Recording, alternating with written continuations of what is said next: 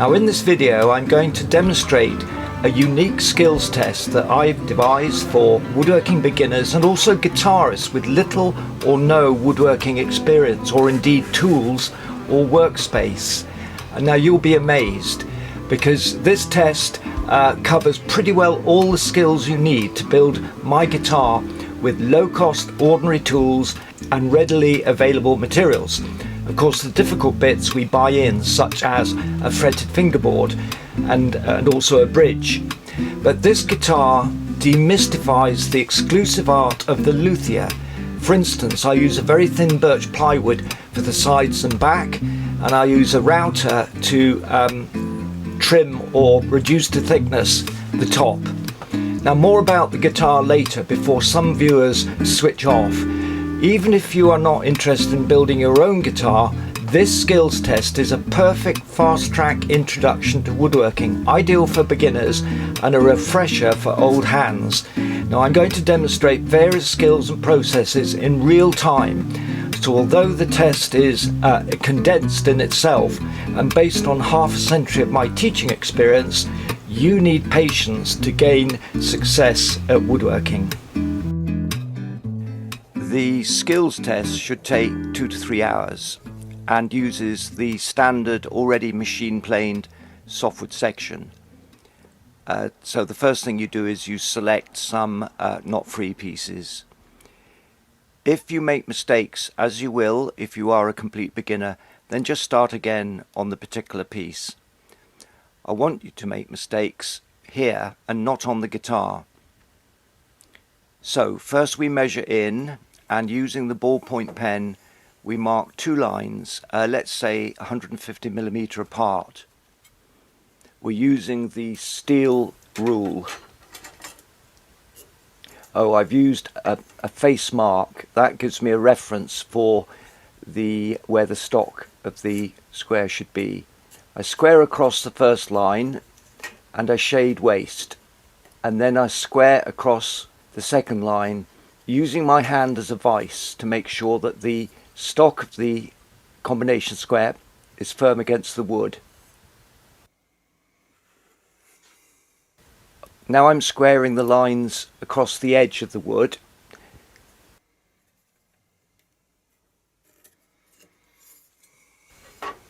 And on a piece of paper I'm measuring in about 2mm. This represents the thickness or the saw curve of a handsaw, because we're going to mark 2 lines between which we saw. Now, we don't always do this because sometimes we just need to saw off one end of the wood, but as we're using a longer piece to create shorter pieces, we need these 2 lines. And the next thing is to shade waste. Now I'm mounting an offcut of the wood in the vise of the workmate, and this will act as a stop. Forgive me, I'm left-handed. I thought of doing all this right-handed, and in a way maybe that would have been a good idea, because it would have been from a beginner's point of view. Do gentle strokes with the saw. Now I pull the saw back gently using the end of that stop as a guide. Note the 4 fingers on the saw handle pointing forward. Slow up at the end of the cut, otherwise it will split the wood. And then here's a very important principle. Where possible, we copy off pieces of wood where we want identical measurements, because we want 3 lengths to make up our test piece.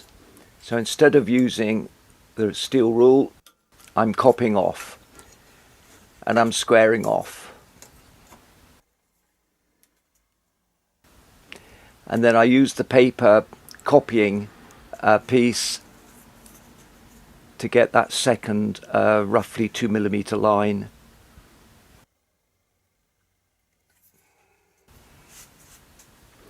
And then I square that off again using my fingers and thumb as a vice grip.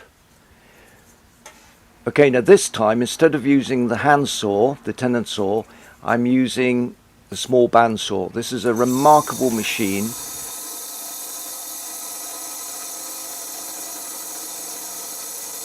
I'm lowering the upper blade guide, but actually for visibility for the filming I'm keeping it high, and I'm cutting slowly.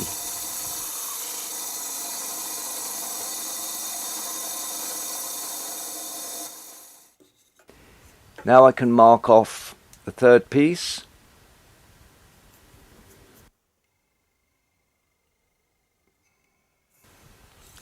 And square it across, having put the face mark on. That face mark is a reference. We probably don't need it, but there are times when we need to know that particular edge for referencing. It's just a good habit to get into, and of course always shade waste. And here we are, that's the third piece, and having sawn it, this is how it will fit together. So in other words, we're making up a width. As I say, this is a test piece, but we will be gluing blocks together of this section in various parts of the guitar. Okay, now I'm going to use a Titebond original glue. I've chosen this because it's a very, very strong glue. Guitar makers use it. It takes, well, on the bottle it says 45 minutes under clamps, but I leave it for a good couple of hours, and you've probably got up to 10 minutes or so, 10 minutes, 15 minutes working time, but all my gluing up time are more or less a few minutes, under 5 minutes. I think the neck took the longest at under 7 minutes. But this is the kind of pace you should be working at. Just take care.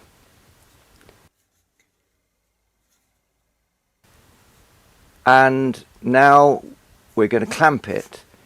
Well, I use my novel method of using masking tape, which is really stretchy.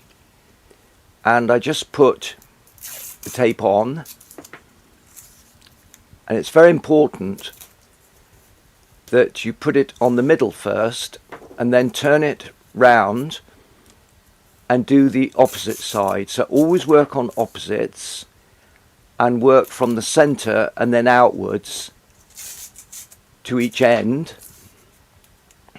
And in fact, in this case, we probably only need about 6 pieces of tape, but the important thing is to stretch it. If it breaks, don't worry, just tear off another piece of tape. And you'll find a little bit of glue oozing out, which we're going to wipe off in a minute.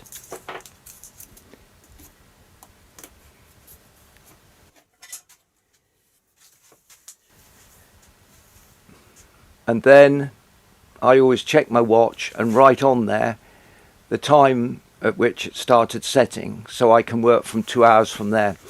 This is a habit I use throughout the whole making of the guitar. Now, as we're using the backing board, I clamp it down. I'm now going to cut a length of abrasive paper, and this is a 60 grit, which I use for abrading rather than getting a smooth surface. And here's a little tip. The chipboard sanding block has been made from an offcut of the chipboard, and I crease over the sides of the abrasive paper, and this kind of holds it into the block. The other method is just to cut a strip and use it flat on the backing board. This actually is my preferred method. So now I'm just smoothing off, having taken the masking tape off the wood. Alternatively, I can use the abrading block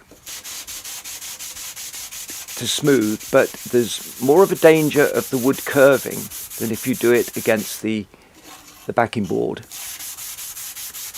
And so now we've prepared the wood for the next stage of this little test piece.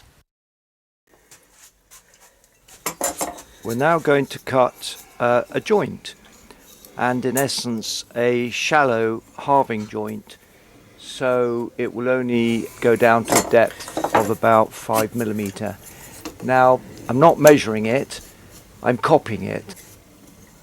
So having marked the thickness of the joint, I then square those marks into lines using the combination square, and I'm using the face edge. You don't have to use that, but it's a very good principle in woodworking generally, because if your wood isn't parallel, it means if you use random edges for the stock of the tri-square or combination square, then they wouldn't join up, they wouldn't be parallel. So I'm now setting the depth, and of course the baro is a really accurate, if somewhat unconventional, marking tool, but you know, it's time we moved tradition on and used methods that are the best.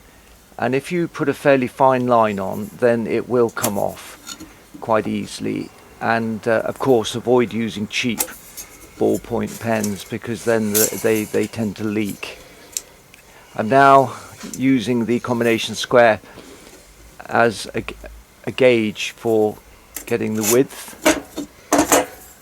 and I'm mounting the block of wood on the vise, and I'm using a little block in the clamp to steady it, because I'm only using 1 G clamp.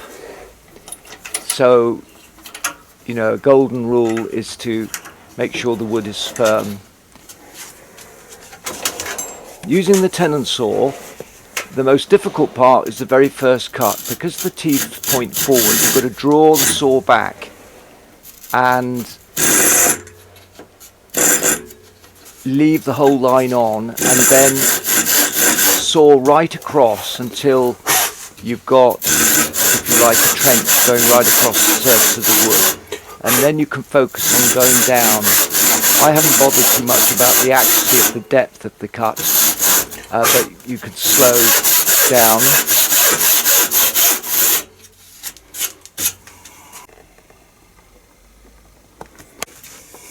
I'm now double checking that it will be a tight joint, and it will only be a tight joint if you marked it correctly, and if you leave the lines intact. This is a very important principle. Always leave the line on. Saw on the waist side of the line, as we did with the bandsaw. So this little skills test, a lot of it is repeat action, and of course you make all your mistakes on it.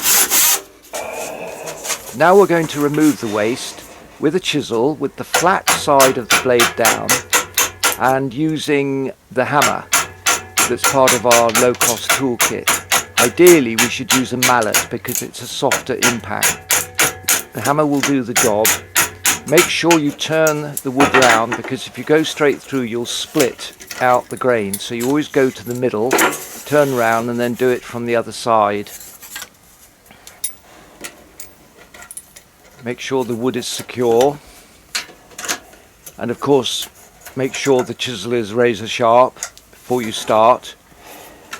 I haven't covered the sharpening in this test, so I'll have to find somewhere in this publication to add something on sharpening. Now you take very shallow cuts, very, very important. You'll probably find it works smoother one way than the other. But we turn it round the other way, and now revert to doing it by hand, making sure that both your hands are behind the cutting edge. You do not put your hand on the wood in front of the blade. And hey presto, that should fit straight away, but a little persuasion with the hammer. You can bevel the edge slightly to get a tight joint, but mine went in straight away. I haven't cut one of these joints for a little while.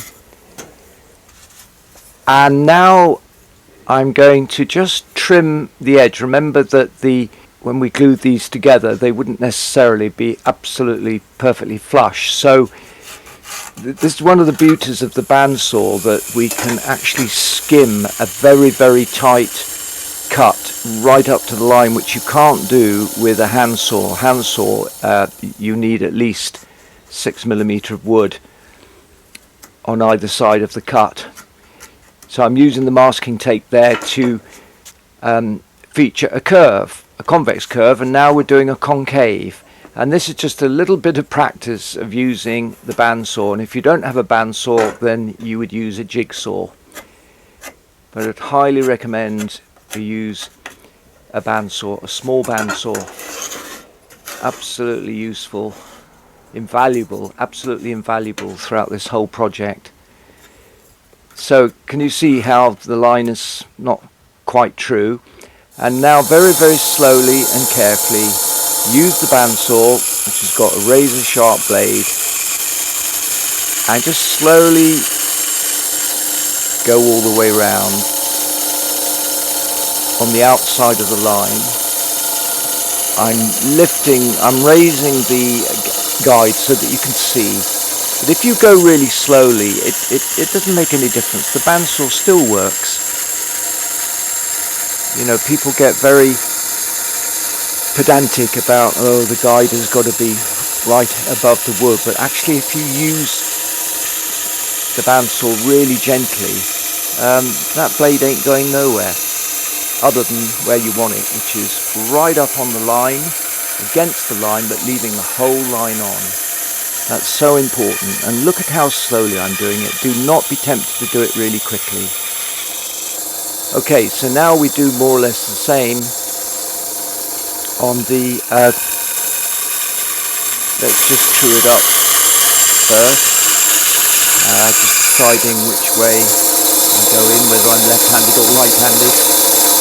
Notice my hands are spaced apart and they act as steering the wood. That's how it works. Both hands are constantly moving, keep to the line. Now, if you were cutting a really tight curve, here's a little tip. You go in radially with some saw cuts and you go all the way round. I'm just going to show you, just do a few, just to show you.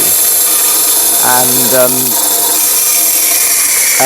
that stops, especially a wider blade, from trapping, because, you know, there's a maximum or minimum radius that a bandsaw can work to. So when you get to these little bits, they just drop out and they free the blade to continue its journey. So again, we'll take time. The slower you do it, the faster you achieve the job. And here you are, the line is left on there.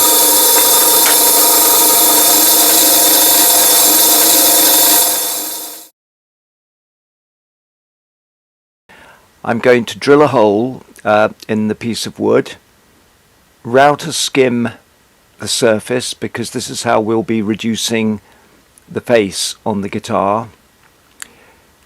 I'm going to abrade that surface so that it's cleaned up, and abrade the concave and convex surfaces. So let's get started. The first thing is to mark a center line for the hole that we're going to drill using the combination square. I'm using the cheap drill set up with a flat bit. Now we need a flat bit of round about 9mm, and I didn't have one to hand. I only had a 13mm one for this test, but not to worry, it's the practice that's important. The important thing is not to go straight through, because you'll split the wood. What you do is you drill down until the point protrudes, then turn it round the other side,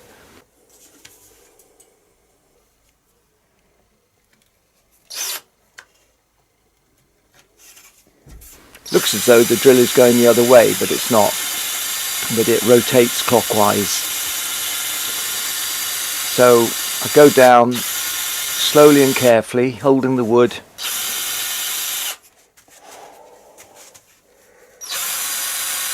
Now we'll be using the drill to attach the machine heads on the head of the guitar.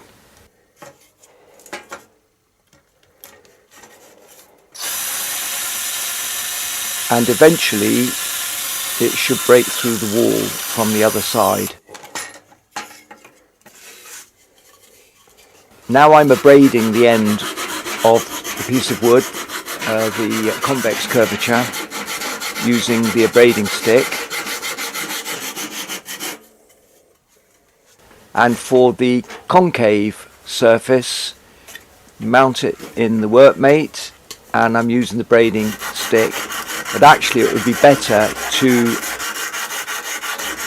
use the round rasp which we use for shaping the neck, wrap some abrasive paper around it, 60 grit, and use it as a file or a rasp, securing the work in the workmate, but you may need to steady it with your hand. And keep it flat, try not to round it over in section. So again, look at how I use my forefinger for control of the file, or you can use both hands. So we try and get a nice finish on that, and then we finish off the whole surface with the abrasive paper. But actually, I think it would be a good idea to practice using the router. Even though we'll be using the router for skimming the surface of much softer wood, the top of the guitar, we're going to use this very simple jig to just skim a little bit below the surface. Now, to mount the wood in the vise, you must have a firm joint, so don't do this until you've got a good halving joint. And then I use the hot melt glue gun to anchor this very simple jig for placing the router on for surface skimming, and I press the router down until the straight cutter is actually kissing the surface of the wood,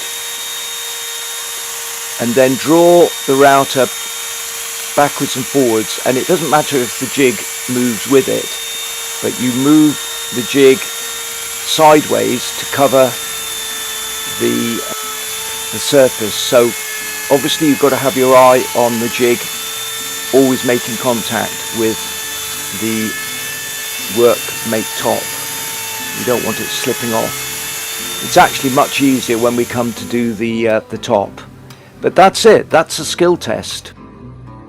Good luck with the guitar.